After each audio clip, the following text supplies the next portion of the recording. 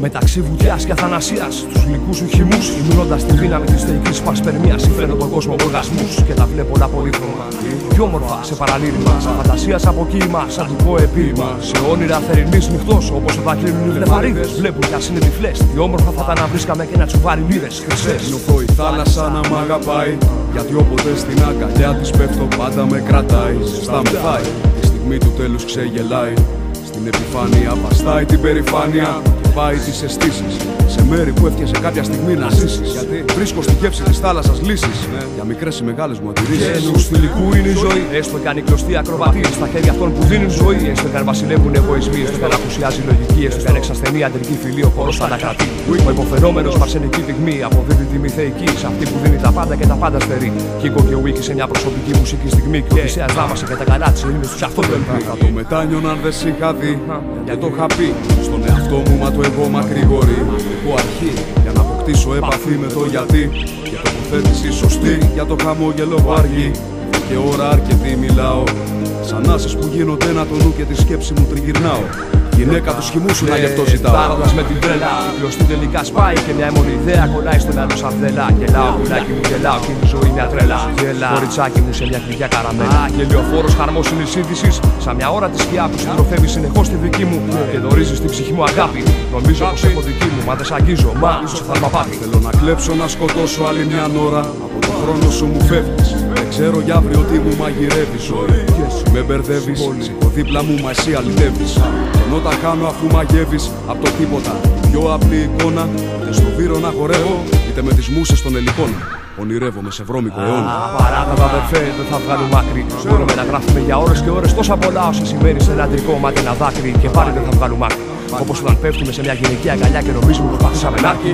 Και θα λέω γυναίκα, συγγνώμη πατέρα. Μα σεβασμός και αγάπη στην υμνώδη μορφή που ακούει στο όνομα μητέρα. Η μόνη αξία σταθερή στη ζωή που δεν είναι στον αέρα, είναι σαν η σφαίρα. Μονολογώντας λοιπόν παράλογους λόγους άλογους και εκρηκτικούς, δεν αναλύω το ελαφράς μορφής της βατοπεδίως εγωκεντρικούς.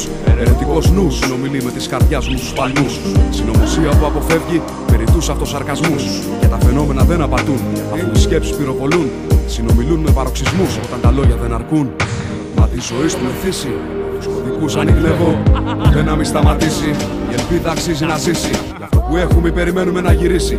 Στα παιδιά του κόσμου ανήκει η φύση. Αλήθεια μ' απασχολεί, ποιος θα με κατανοήσει. Το ζητούμενο επικοινωνία, ίσως να φέρει τη λύση. Ποιος θα βοηθήσει, του κόσμου η ρότα να γυρίσει. Ονείρου η θέα ζητάει τροφή για να ανθίσει. Τροφή από ό,τι έχεις αγαπήσει. Ο χρόνος κυλάει, μπορεί και να αργήσει.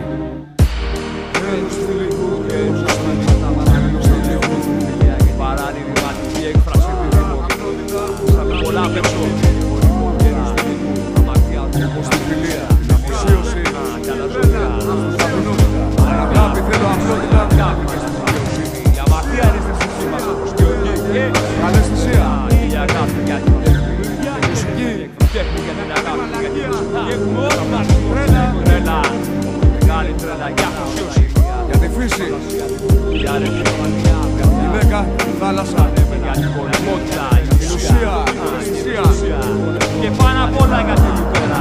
Την έκφραση, την ελεύθερη Έκφραση και ελεύθερη δημιουργία. δημιουργική έκφραση της ελευθερίας. Εδώ Καλή αγάπη για την οικογένεια και διατηρώ το μυαλό μου σε απόλυτη φαντασία. ανεμελιά, και στην ειδομή νιώθω οδύνη.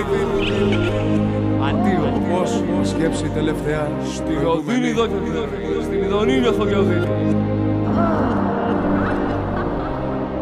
Wiki, Κίκο. Και σαρλαλαλαλα. Πάρα να ακούς.